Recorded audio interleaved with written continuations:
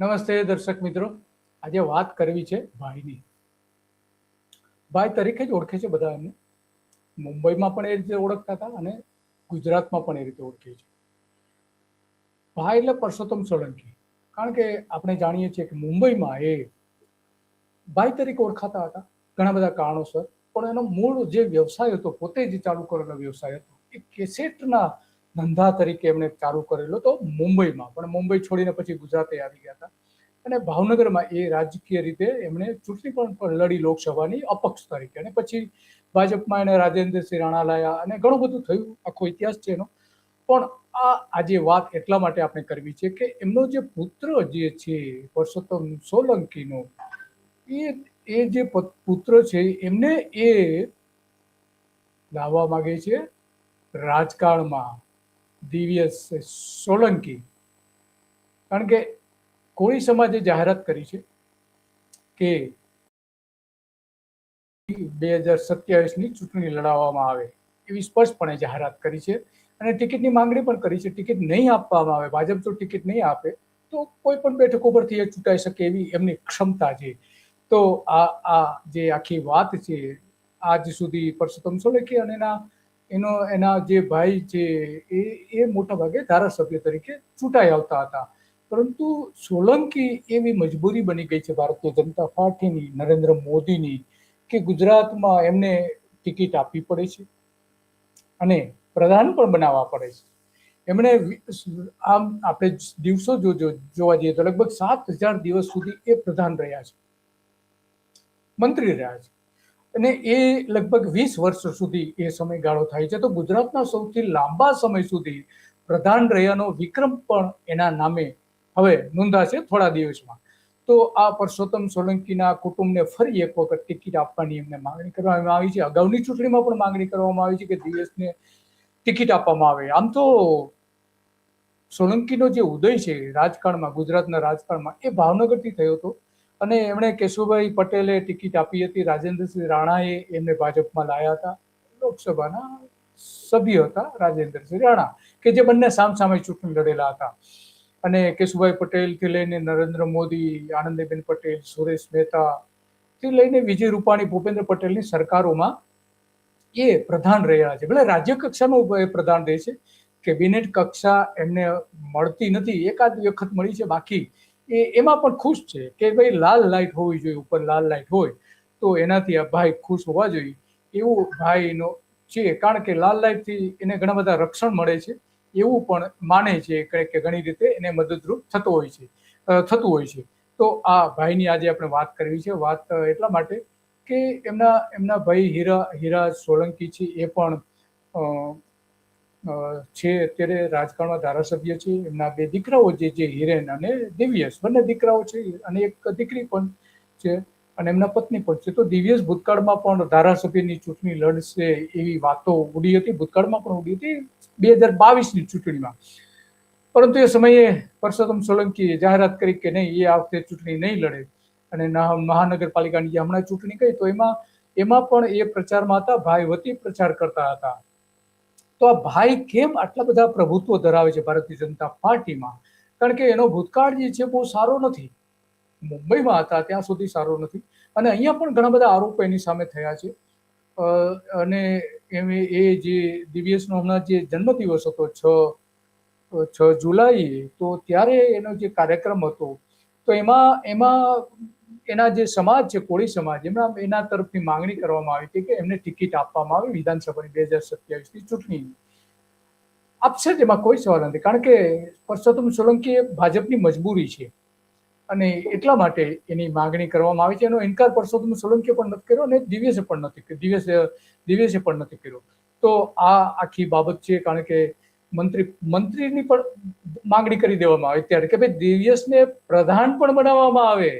તો અહીં સુધીની વાત કરી દીધી છે. ભાજપ ટિકિટ આપે તો સૌરાષ્ટ્રની કોઈ પણ જે કોળી સમાજ તરીકે અહીં વાત કરીએ, કોઈ મતદાર તરીકે લોકો વાત નથી કરી રહ્યા. તો કોઈ પણ એ દિવ્યેશને ચૂંટી શકે છે, એની જીત નિશ્ચિત છે. ભાજપ ટિકિટ આપે કે ન આપે, આ વાક્ય બોલવામાં આવ્યું છે. એનો મતલબ એ થયો કે અપક્ષ પણ ચૂંટણી લડી શકે. એટલે અલબત્ત આ એક ભાજપ ઉપર એ દબાણની પ્રેક્ટિસ પણ કરવામાં આવી છે અને દિવ્યેશ સોલંકીને ત્યાં કેટલાક પૂછવામાં આવ્યું તો એ કહે છે કે હું આ બાબતમાં કંઈ નહીં કહું, આગામી દિવસો મારા પિતા જ બોલશે, એટલે કે પરસોત્તમ સોલંકી જે કંઈ કહેશે એ પ્રમાણે કરશે એવી એમણે વાત કરી હતી. પણ 2022ની ચૂંટણી વખતે પરસોત્તમ સોલંકીએ સ્પષ્ટપણે કહ્યું હતું કે હજુ 5 વર્ષ જવા દો, એટલે કે 2027. યાદ રાખજો એમના શબ્દો જે હતા. દિવ્યેશ 110% ઉભો રહેશે. મારો દીકરો હિરેન પણ છે, હજુ બાળક બુદ્ધિમાં છે અને એને મેં દુઃખ દેવા દીધું નથી, મેં રાજી રાખ્યો છે. અને અને તું અહીં શીખ, એ એના પુત્રને કહી રહ્યો છે કે તું શીખ અને ખબર પડે કે દુનિયા શું છે.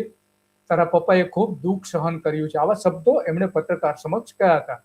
મારા પર આવા દુઃખો આવે ને એ હું સહન કરી શકું, પરંતુ જીવી શકું, પરંતુ બાળકો ઉપર ન થવું જોઈએ. શીખી લે, હજુ ઘણું બધું શીખવા જેવું છે. એટલે કે 5 વર્ષ એમને એ તાલીમ આપવા માટેનું એમણે કહ્યું હતું. અને એ કહે છે કે હું બીજી ઘણી બધી વાતો કરી કે હું માણસ છું અને 12 કલાક બેસીને ડ્યુટી બજાવી શકું ગાંધીનગરમાં, એ મારી નથી. એટલે એ સ્વીકારે છે કે ભાઈ હું એક મિનિસ્ટર તરીકે ત્યાં હાજર નથી રહેતો એની કચેરીમાં. તો આ બધી જ બાબતો આપણા માટે એટલા માટે મહત્વની બની જાય છે કે આ પરસોત્તમ સોલંકી જે વાત કરે છે કે હું એ દિવસ કોઈને કંઈ કહેતો નથી, મારે જે રહેવું હોય એ રીતે હું રહું છું, અને મને મંત્રી બનાવે કે ન બનાવે તો કંઈ નહીં, આવી વાતો પણ કરે છે. પણ નરેન્દ્ર મોદીને પણ મજબૂર એ કરતા હતા મંત્રી બનાવવા માટે. તો આ બધી વાત છે. એમના કેટલાક જે ફોટોગ્રાફ્સ છે એ પણ આપણે જોઈએ કે એમણે જે આખી વાત કરી હતી, તો એ પણ જોઈએ કે એમના ઘણા બધા ફોટોગ્રાફ્સ પણ છે. તો આ જે બધી વાતમાં એમને સૂર પણ પુરાવે છે ઘણી બધી બાબતોમાં, અને એટલા માટે આપણી સમક્ષ આ બધી વાતો આજે આવી રહી છે. અને આપણે જાણીએ છીએ કે પિતા પુત્ર વચ્ચેના બોન્ડિંગ પણ છે, અને એ રાજકારણમાં લઈ આવવા માંગે છે પરસોત્તમ સોલંકી, એમાં તો કોઈ સવાલ નથી.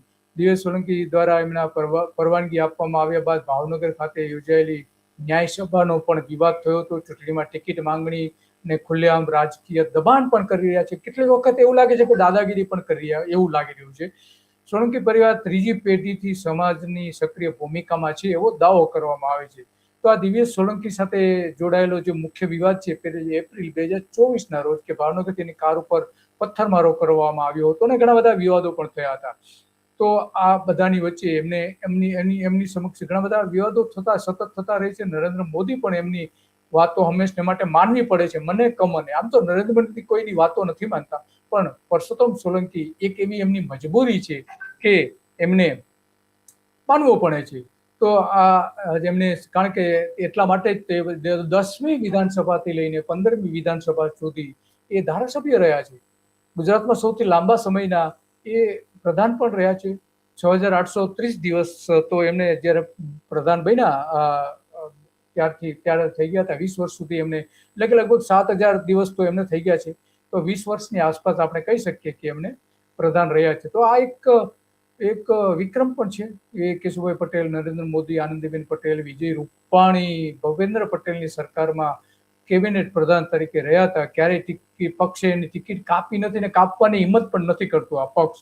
એ આપણે જાણીએ છીએ, કારણ કે એના હાથમાં ચાવી છે, ભાજપની ચાવી છે, અને એટલા માટે આપણે જાણીએ છીએ કે એની કોઈ ટિકિટ કાપતું નથી. 1998માં એવો ઘોઘા બેઠક ઉપરથી પ્રથમ વખત ધારાસભ્ય તરીકે ચૂંટાયા હતા. ત્યાર પછી 2002, 2007, 2017, 2017, 2012માં પણ આ રીતે 17થી લઈને 2022માં પણ ચૂંટાયા હતા. અને પહેલી વખત જે પ્રધાન એમને બનાવ્યા હતા કેશુભાઈ પટેલે 1998માં પ્રથમ વખત સરકારમાં શ્રમ અને રોજગાર પ્રધાન એમને બનાવ્યા હતા. પણ એમનું પસંદગીનું ખાતું છે માછલા પ્રધાન તરીકે અને પશુપાલન વિભાગ તરીકે એમનું પસંદગીનું ખાતું છે. અને પછી એમનું ખાતું પણ બદલવામાં આવ્યું હતું સામાજિક પછાત વર્ગને એ રીતે. તો નરેન્દ્ર મોદીએ 2001માં મુખ્ય પ્રધાન બન્યા ત્યારે એમને મત્સ્ય ઉદ્યોગ પ્રધાન બનાવ્યા હતા. પછી ઘણા બધા વિવાદો પણ થયા હતા. એને જે ટેકેદારો, એને જે કોન્ટ્રાક્ટ આપેલા હતા એ આપણે પાછળથી વાત કરીશું. તો 2021માં, 2019માં, 2022માં પણ એ રીતે માછલા પ્રધાન તરીકે રહ્યા હતા કેશુભાઈ પટેલની સરકારમાં. 98 થી 2001 સુધી 1313 દિવસ પ્રધાન રહ્યા હતા. નરેન્દ્ર મોદીની સરકારમાં પહેલી જે પ્રધાનમંડળ બન્યું તેમાં 432 દિવસ રહ્યા હતા. બીજા પ્રધાનમંડળમાં 876 દિવસ રહ્યા હતા. ત્રીજા પ્રધાનમંડળમાં 1828 દિવસ રહ્યા હતા નરેન્દ્ર મોદીની સરકારમાં. આમ લગભગ 3000 દિવસ તો નરેન્દ્ર મોદીની સરકારમાં થઈ જાય છે. 2022 થી 2014 સુધીના બીજા 514 દિવસ સુધી એ રહ્યા હતા. તો લગભગ એમ સમજો ને કે 60-70% પ્રધાન તો એ નરેન્દ્ર મોદીની સરકારમાં રહ્યા હતા. તો નરેન્દ્ર મોદી એમને એમને હંમેશને માટે આ એમનો પુત્ર છે દિવ્યેશ, અને એમને ટિકિટ આપવા માંગે છે. આ રીતે આપણે જાણીએ છીએ કે આ પ્રકારે એમની સામે ભાવનગર ગ્રામ્ય વિસ્તારમાં પહેલી વખત ચૂંટાયેલા રાજુલાની બેઠક ઉપર ચૂંટાયા હતા. તો એમની જે એમનો જે ભૂતકાળ છે એ ભૂતકાળ પણ જોવા જેવો છે. કારણ કે ભૂતકાળમાં પણ એમને ઘણી વખત આ રીતે એને જે મુંબઈમાં ખાસ કરીને હતા ત્યારે મુંબઈમાં આમ તો જો કે એને ત્યાં મૂળ વતન જે ઉના છે, ઉનાના નવા બંદર છે ગુજરાતનું, જે ઉના જે આવેલું છે ત્યાં, અને મુંબઈમાં અંધેરીમાં મોગરા વાડ જે પાડા કહેવાતો હતો ત્યાં એ રહેતા હતા. અને તેમના પિતા ઉદ્ધવજી સોલંકીનું ખૂન થયું, અને પછી જ્યારે કોમી તોફાનો થયા અને એમાં પરસોત્તમ સોલંકી હિન્દુ હીરો તરીકે ત્યાં ઓળખાયા. અને એમના મોગરાવાડીમાં જે એમના પિતા એક હત્યા કરી હોવાનો એના ઉપર આરોપ હતો. ઔરંગઝેબ એનું નામ હતું, અને 6 મહિના સુધી એના પિતા જેલમાં રહ્યા હતા. અને પછી જો કે એની હત્યામાં નિર્દોષ છૂટ્યા હતા. પણ એના પિતાની જે ત્યાં ધંધો હતો એ સાયકલનો હતો. પણ પછી જ્યારે પિતાનું અવસાન થયું, હત્યા થઈ કે વોટ એવર જે કંઈ થયું હોય તે એવો આરોપ પણ મૂકવામાં આવે છે. તો એમને પછી કેસેટનો ધંધો ચાલુ કર્યો હતો પરસોત્તમ સોલંકીએ, અને એમાં દુકાનમાં ખોલી હતી કેસેટો બનાવવા માટે, કેસેટ ઓડિયોના ધંધા માટે. તો પરસોત્તમ સોલંકીનો જન્મ છે 1961માં મુંબઈમાં થયો હતો. એટલે કે ગુજરાતમાં પણ એનો જન્મ નથી થયો, પણ 1992 થી 93ના જે મુંબઈના રમખાણોમાં જે એમણે કામગીરી કરી અને હિન્દુવાદી અને મુખ્ય સૂત્રધાર તરીકે ઉપસી આવ્યા. શ્રી કૃષ્ણ કમિશન પણ ત્યારે રચવામાં આવ્યું હતું મુંબઈમાં, અને એમાં પણ કેટલાક એની સામેના આરોપો મૂકવામાં આવ્યા હતા કૃષ્ણ કમિશનમાં. અને રિપોર્ટ બાદ પરિસ્થિતિ જોતા એને લાગ્યું કે હવે કર્મક્ષેત્ર બદલવું પડશે. કારણ કે એમના પર પોલીસે એને પોલીસ સ્ટેશનમાંથી લઈને બહુ મારવામાં આવ્યો હોય, અને એને ઘણી જગ્યાએ એને કહ્યું હતું. ગાંધીનગરમાં પણ એમણે કહ્યું હતું. 3 વર્ષ નાસિકની જેલમાં પણ રહ્યા હતા. મોગરો છોડી દીધો હતો પિતાની હત્યા પછી, એકલા પડી ગયા હોવાનું એને લાગતું હતું. અને પછી રમેશ દુબે ત્યાંના જે ધારાસભ્ય હતા એને પરેશાન કરવામાં આવતા હોવાનો પણ આરોપો વારંવાર મુકાતા રહ્યા છે. ટાડા પણ એની સામે લાગુ કરવામાં આવ્યો હતો, મીસા પણ કરવામાં આવ્યો હતો, અને 3 વર્ષ નાસિકની જેલમાં પણ એમને રાખવામાં આવ્યા હતા. શિવસેનાએ એને ચૂંટણી જ્યારે કોર્પોરેટર તરીકે ચૂંટણી લડ્યા અને જીત્યા, ત્યારે શિવસેનાએ પણ એને એ પહેલા પણ શિવસેનાએ પણ એને શિવસેનામાં જોડાઈ જવા માટે કહ્યું હતું, પણ એને કહ્યું કે ના, હું તો અપક્ષ લડીશ, અને જીત્યા.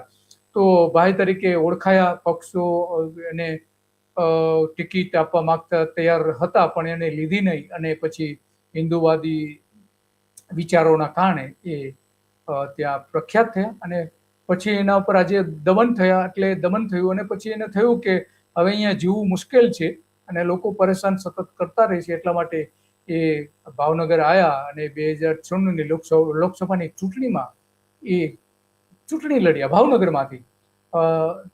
ભાજપના જે પૂર્વ પ્રમુખ રાજુભાઈ રાણા એની સામે ચૂંટણી લડ્યા અપક્ષ 1996માં, અને પાવડો નિશાન હતો ત્યારે એની સામે. અને મુંબઈ સ્ટાઇલથી એ ચૂંટણી લડ્યા હતા.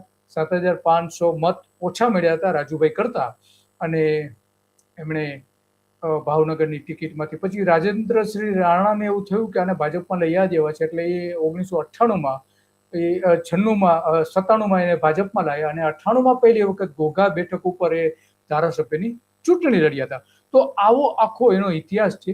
અને એમાં આપણે જાણીએ છીએ કે આ બધી જ બાબતો જે થઈ અમિત શાહ સાથેના સમાજો થી લઈને સોલંકીનો જે એનું જે બેકગ્રાઉન્ડ છે સોલંકીનો, એ માફિયાગીરી અને મસલ્સમેન તરીકેની એમની છાપ ઉપસી આવે છે. તો આ પોતે સતત મંત્રી રહેવાથી લઈને ઘણા બધા એની સામેના આરોપ, પણ નરેન્દ્ર મોદી જ્યારે એને પડતા મૂકવાની કોશિશ કરી હતી ત્યારે એની સામે પણ એ મંચ પર આવી ગયા હતા. અને નરેન્દ્ર મોદી સામે પણ જે કેશુભાઈએ જે વિરોધ કર્યો નરેન્દ્ર મોદીની સરમુખ હથિયારશાહી સામે, ત્યારે કેશુભાઈ સાથે જોડાયા હતા અને નરેન્દ્ર મોદી સામે ગંભીર આરોપો પણ મૂક્યા હતા. પછી જો કે એને પસ્તાવો પણ થયો હતો, પણ એ વારંવાર કહે છે કે હું ને નરેન્દ્ર મોદી અલગ છે, અમારા બંનેમાં જમીન આસમાનનો ફેર છે. હું મર્દની જેમ જીવતો રહ્યો છું અને મર્દની જેમ જીવતો રહીશ, આવું વારંવાર એ કહે છે. અને એમનો જે ગાંધીનગરમાં જે એમનું પોતાનું અલગ નિવાસસ્થાન છે, મંત્રીઓના જે નિવાસસ્થાન છે એની બરાબર પાછળના ભાગમાં, તો ત્યાં એક વખત એમણે કહ્યું હતું, અમે જયારે પત્રકાર તરીકે એને મળવા ગયા હતા ત્યારે એમણે કહ્યું હતું કે આ જ બેઠક એવી છે કે જ્યાં સામે ખુરશી બતાવીને કહે છે કે નરેન્દ્ર મોદી અહીંયા આવીને મારી સામે ગડગડ્યા હતા અને ચૂંટણીમાં મદદ કરવા માટે એમણે પણ મારી પાસે મદદ માંગી હતી. 2004માં નરેન્દ્ર મોદી સામેના બળવામાં પરસોત્તમ સોલંકી કેશુભાઈની છાવણીમાં જોડાયા હતા અને આકરા શબ્દો, ગાંધીનગરનું એક ફાર્મ હાઉસ છે કે પટેલ પણ હાજર હતા અને બીજા ઘણા બધા નેતાઓ હતા ત્યાં, એમણે ત્યારે કહ્યા હતા. તો આવા ઘણા બધા પ્રશ્નો છે કે ભાઈ કેમ ભાઈ તરીકે ઉપસી આવ્યા અને એમની જે દુકાન ચાલતી હતી એ બંધ કરીને અહીંયા આવી ગયા હતા ગુજરાતમાં. તો આ આખો એમનો ઇતિહાસ છે અને હવે એના પોતાના પુત્રને પણ અહીંયા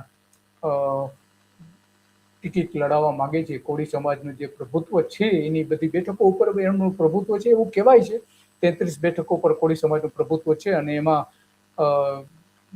એ ભાજપને જીતાડવા માટે મદદ કરે છે. નરેન્દ્ર મોદીએ પણ એને અનેક વખત કહ્યું છે કે આ 33 બેઠકોની જવાબદારી તમારી, કારણ કે કોળી સમાજના 20 થી 22% જેટલી વસ્તી હોવાનું કહેવામાં આવે છે ગુજરાતમાં. કોઈ સત્તાવાર આંકડાઓ નથી પણ કહેવામાં આવે છે. અને કુલ બધી થઈને બીજી બધી ગણીએ તો 47 બેઠકો ઉપર એમનું પ્રભુત્વ છે. અને એટલા માટે મને લાગે છે કે નરેન્દ્ર મોદી એટલા માટે એને મહત્વ આપે છે. જો કે નરેન્દ્ર મોદીને પસંદ નથી પરસોત્તમ સોલંકી, બિલકુલ પસંદ નથી એમની આ વર્તણૂકના કારણે, અને એટલા માટે જ એમને કુંવરજી બાવળિયાને કે જે કોળી સમાજમાંથી આવી છે એ અહીંયા લાયા.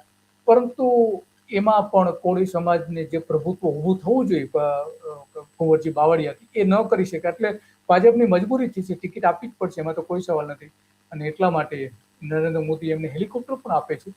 અને આ બધાની વચ્ચે આપણે જાણીએ છીએ કે એમની સામે કૌભાંડપણનો પણ આરોપો મૂકવામાં આવ્યા હતા. પરસોત્તમ સોલંકીમાં 2009માં 58 જેટલા જે જડા છે એટલે કે તળાવો જે છે એ તળાવોમાં કોન્ટ્રાક્ટ આપવામાં આવ્યા હતા અને 40 કરોડની અગાઉથી ચૂકવણી કરવામાં આવી હતી. 400 કરોડ રૂપિયાનું કૌભાંડ થયું તેવા આરોપો મૂક્યા હતા.